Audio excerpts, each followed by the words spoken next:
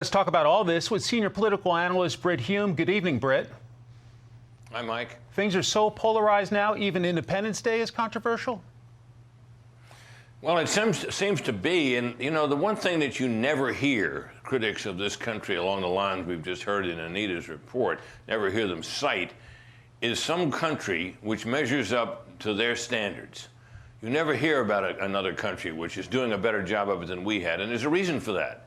I can think of no nation on earth, and perhaps no nation in history, that has tried harder or done more to bring its minority populations into the mainstream of the country with all its freedoms and advantages. And in fact, you know, it hasn't been all that long ago that slavery, which is talked about more today than at any time perhaps since the Civil War, was universal. It was everywhere. Going back to biblical times, it was everywhere.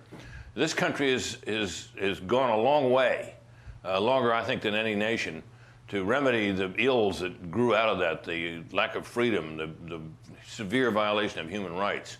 You never hear these critics say, well, we'd rather be like this country or that country. They can't, in my view.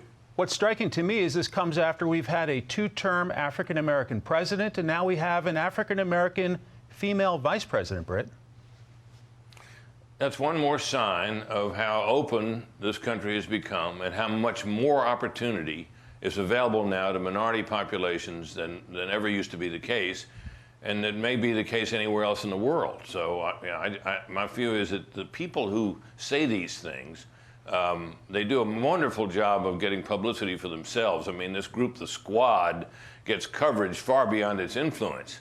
But, you know, you wonder if they have any real historical knowledge, if they remember the Civil War and what it was fought for, if they remember the Civil Rights Movement and its great achievements. In fact, you may have heard me say this before, Mike, but I think among the greatest achievements of the Civil Rights Movement was the virtually universal consensus in this country among all people against racism.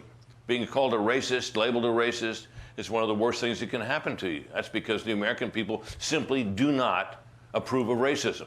They're against it. And, you know, that's not true in every other country, but it's certainly true here. These people, you know, you'd think they were born 10 years ago. Did they not know of these things? Did they not know what it was like when we did have systemic racism, even after slavery, until the Civil Rights Movement, when laws and election procedures and so forth were stacked against black people? All of that has been wiped away.